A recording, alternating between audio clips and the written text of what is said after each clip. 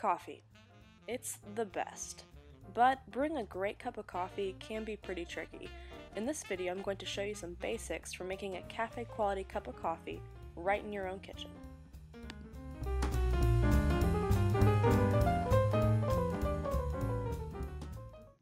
Coffee is really complex stuff. We could spend all day talking about it, the places it's grown, how it's ground, the flavor profiles, but in order to get a really good cup of coffee, all you need to know is the roasting process.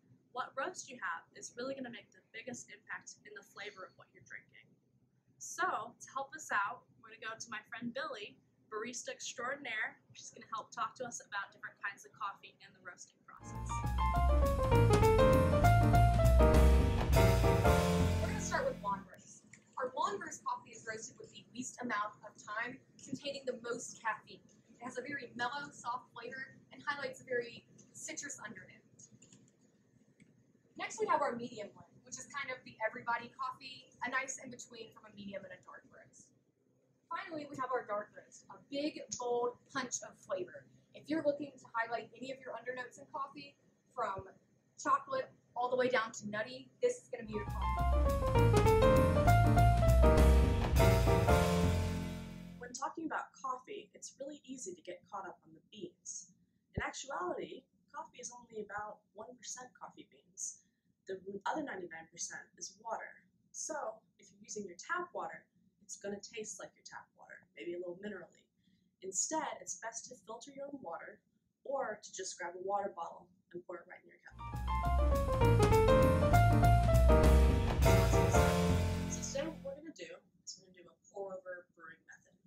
And I personally prefer this method over other kinds of brewing methods because it gives out the best flavor from the coffee beans. And it's actually really easy and pretty cheap. So all you need are your coffee beans, and I've chosen medium roast. And the most important thing to remember is you don't have to buy the most expensive coffee beans, just make sure that they're ground very fresh. Otherwise, you're going to lose a lot of the flavor as it sits in there. And also never, ever store it in the freezer. That's a common misconception. Next thing you need is a tea kettle or an electric kettle to heat up your water. Some good filtered water. And this is our brewing station. It's just a little filter and the holder and just a cup, and it's going to pour directly into it, and a tablespoon to measure. Start by heating your kettle of water on high. Once it reaches a boil, turn off the heat and let it rest for 30 seconds. Next, rinse the filter with the boiling hot water. This is done to remove any impurities that may be left in the filter.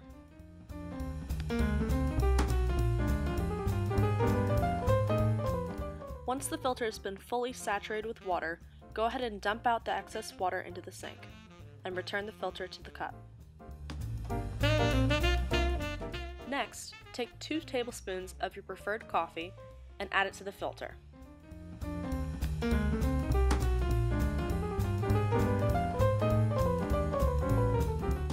Next, grab the kettle and carefully pour the hot water over the coffee grounds, pouring just enough water to barely get them wet. Let the water drain completely before adding more. This process is called blooming, and it helps get rid of excess carbon dioxide that may be left around the beans that could prevent a good extraction. Once all the water has drained, grab the kettle and carefully pour the remainder of the water over the coffee grounds.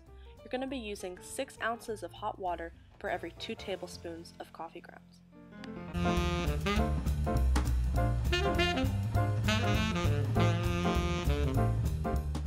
Give the coffee grounds a quick stir while they're in the filter.